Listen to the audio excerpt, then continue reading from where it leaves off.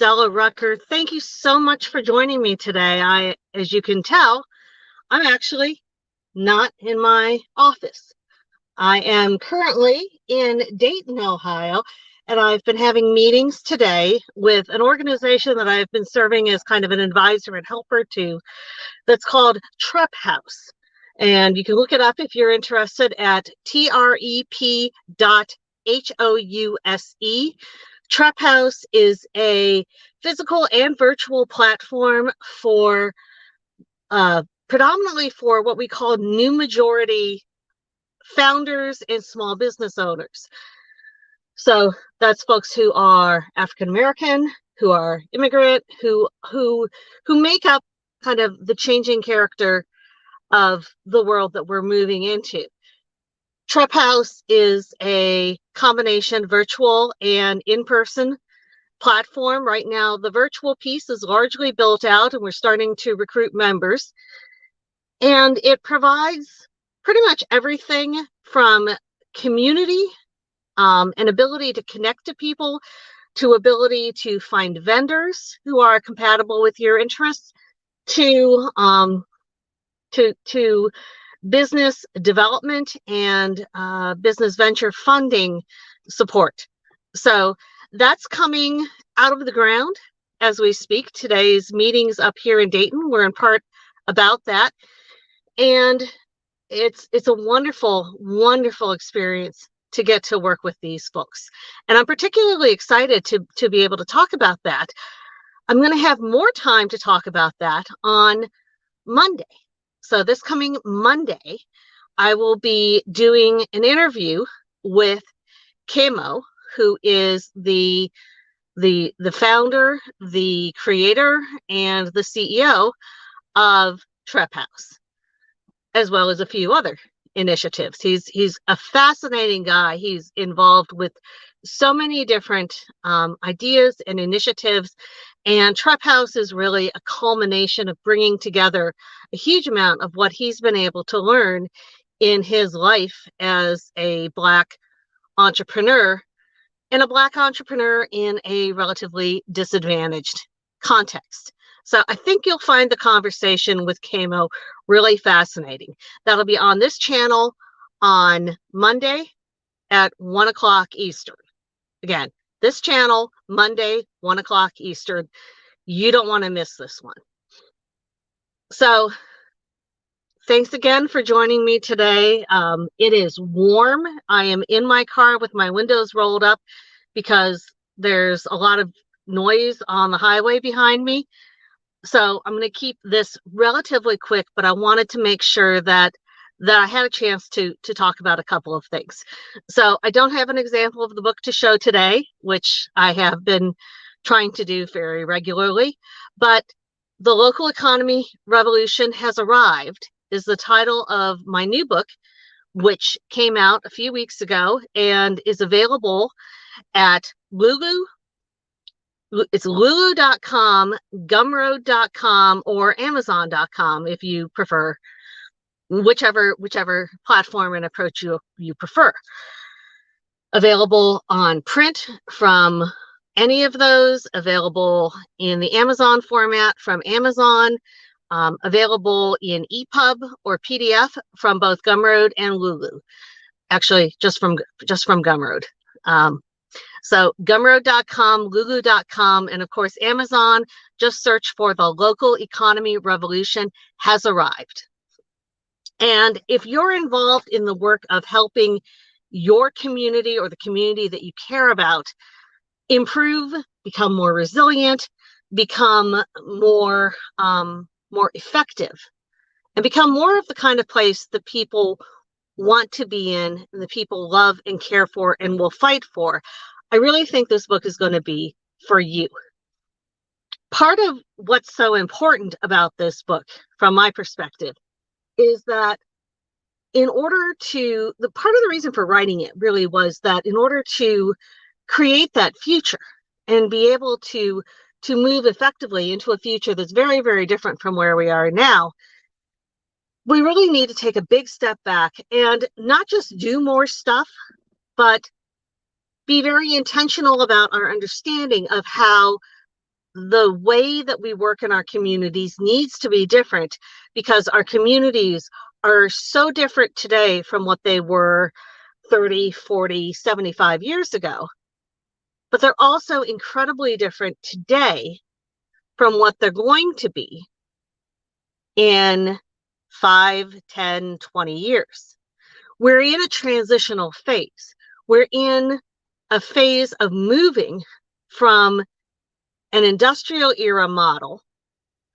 And I don't just mean factories, I mean in terms of organizations and people, and how we think about people, and how we think about people in groups. We're in the process of moving from an industrial era approach to what I've taken to calling a fusion economy approach. And in the last video, and if you look back in this platform, you'll see the video that I did on Wednesday. We talked about, and we read a piece from that publication. We read a piece that is one of the first principles in the Local Economy Revolution Has Arrived, that talks about how it is that all of this change is necessary. And it's the very, very core underpinning, which is that we're in the process of this transition. And because we are in the process of this transition, we can't assume that the way we did things previously will be the way we do things now. I was actually part of a strategic planning initiative for my church. So I serve on the vestry, which is kind of like the board of directors of an Episcopal parish in Cincinnati. And we go through a strategic planning process every year. One of the things that we talked about in this year's strategic planning process was how this moment of transition that we're in, that feels particularly acute right now because of the pandemic and the coronavirus and all of the upheavals that has caused us.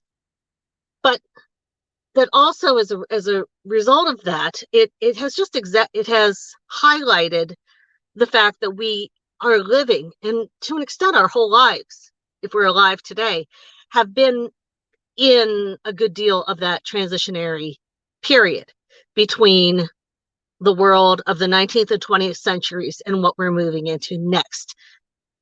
And so we talked about the fact in that strategic planning that what we're trying to get to is less about what's the short term going to look like and more about what the long term is going to look like.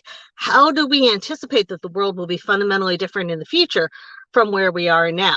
And that's the big reason why I wrote this book, is because if we are going to be effective in moving forward and in changing how we do things to make that kind of impact and be relevant and appropriate to that future world, we got to understand what we're moving into and not just keep doing more of the same that we have been doing for the last 10, 20, 40 years. So in the last video, I talked about, and I read from that piece of the first principles in the Local Economy Revolution Has Arrived, that talks about this transition to a future economy.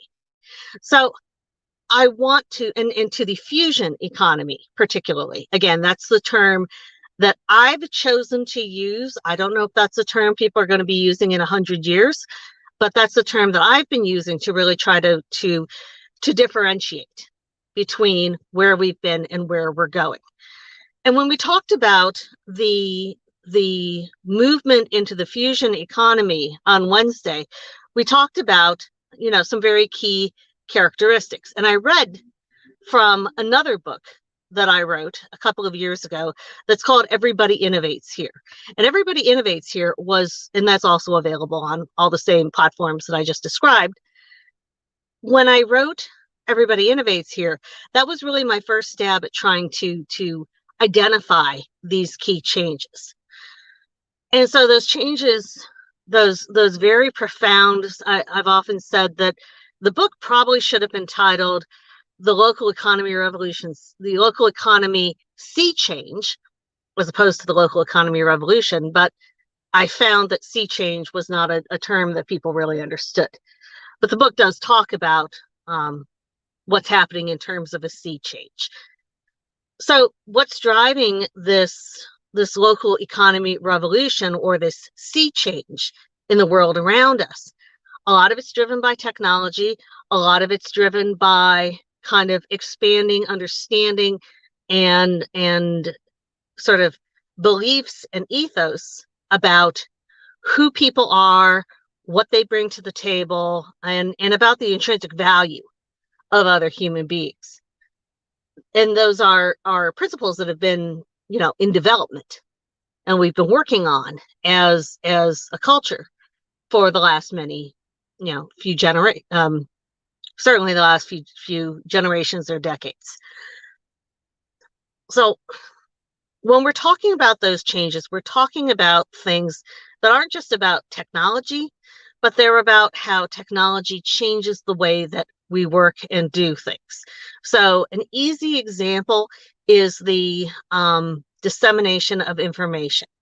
And we talked about this on Wednesday when I said that, when I was much younger and there was a breaking news event, you went to an authority, you went to a source such as a Tom Brokaw on NBC Nightly News, or Walter Cronkite, or a news anchor, and you trusted that person in that program was going to give you the accurate information. That seems, and if you're young enough that wasn't part of your experience, that seems like antique at this point. It's like, well, did you put your Victrola on and dance the foxtrot while you were at it? No. But if you think about how we get information now versus then, that's very profoundly different. What I want to point out here is that we have to realize that what we see on a short-term basis, particularly in sort of popular coverage, in our own era, the news coverage of how information is shared. And we talk a lot about fake news, and we talk a lot about these kind of issues. A big piece of what we're seeing right now is that transition and some of the impacts of people struggling to make that transition from the sort of authoritative information that we got, or we thought at least we were getting, from the more traditional, the more mainline, the more kind of authoritative sources, and the very distributed way that we get information today. So with thinking about that, I want to flip back to that organization question. So if you have a world in which technology and kind of assumptions about people are such that we've flattened, that hierarchy, that we no longer believe that you have to be a Tom Brokaw or a Walter Cronkite in order to be the arbiter of truth, then we're into a very profoundly different situation, aren't we? That's a change that we sort of all know has happened, but we don't necessarily apply, especially to our communities. So I see people complain, so particularly people who work in community nonprofits or local government, complain a lot of times about how difficult it is to combat misinformation in their communities. And that's a very legitimate concern, right? Any kind of misinformation is very difficult. And because we've lost so many of those traditional arbiters of information, and in this case, I'm thinking particularly local media, local newspapers, local radio and television, you lose a certain component of that kind of trustworthiness, or at least presumed trustworthiness, because we know now that on a lot of things that we heard and saw in the news in the 60s and the 70s and the 80s, the story we were getting as members of the general public wasn't quite on the money. Certainly was not the only possible interpretation of what was going on. And that's also an important learning. So one of the great challenges is that we have to learn to communicate in a very different way, and we have to learn to understand authority and being authoritative in a very different way. That's actually Kamo that was driving by that we're going to talk to on Monday. So I'm excited to get a chance to do that. But he's just pulling out now. When we are looking at a change like the change in communication, it's not enough to just grouse about it. It's not enough to complain that people are putting out information that we don't like, or that it's hard to get out the information that we do like. It's a different environment, it's a different world, and we have to take different approaches. So I'm using that as an example of this change between the world that we were in and the world that we're moving into. And to highlight the fact that we really have to be very intentional about thinking in a new manner. We may return to this topic a little bit more in coming weeks, but it's like 100 degrees in this car right now, and I'm starting to get kind of overheated. If you want to have questions, if you want to talk more, I've kind of glossed this question of what does that fusion economy, what does that fusion era look like? Like I said, you can find some information on it in Everybody Innovates here. You can find some information on it in The Local Economy Revolution Has Arrived. But I would be happy to talk more in depth. The challenge with any kind of futurism, and I bill myself sometimes as a community futurist or an applied community futurist, because I try to actually do work that is based on those understandings, is that this is an enormously huge topic, and it's one that's very difficult to sort of synthesize into a manner that is digestible in a very short period of time. So as you are thinking about these questions, I want to start having some dialogue over what exactly are the characteristics of this fusion economy. What's changing? What is different? What do we anticipate is going to be different? And I think that's something that I haven't had the opportunity to dig into as deeply in either of those books or in other work that I've been doing. And I held it back from doing that in part because the picture's still pretty blurry, right? We say hindsight is 2020. Foresight is definitely not 2020, even with my eyesight. So if you're interested, we can spend some more time sort of digging into that topic. I think that would be pretty darn interesting. And I've actually got a couple of people sort of rolling in the back of my head that I'd like to have that conversation with. So if there's specific questions and sort of specific issues that you would like to explore when it comes to thinking about this transition that we're in, let me know in the comments, via email, hit me up on Twitter, whatever works. When your first name is Della, you're pretty darn easy to find. So I'm sure you will not have any difficulty figuring out how to get a hold of me. Wiseeconomy.com is also, has a comment piece, very easy to shoot me a note there. So next week we will be talking to Kamo, and he's got a very long last name, so I'm purposely not saying that right now because I want to make sure that I get the correct pronunciation. I usually just call him Kamo, and like Della, there's just not a whole lot of mouth. We can be like Cher, right? And just like have our one-word names. But so we'll talk to Camo on Monday, and on Wednesday and Friday, we'll return to talking through some of the first principles. And now I am going to take myself across the great state of Ohio. I'm actually picking up my son to bring him home for the weekend from Ohio State. He's not coming home to spend the weekend with us. He's coming home to be able to do a day trip to the Red River Gorge in Kentucky with a friend of his.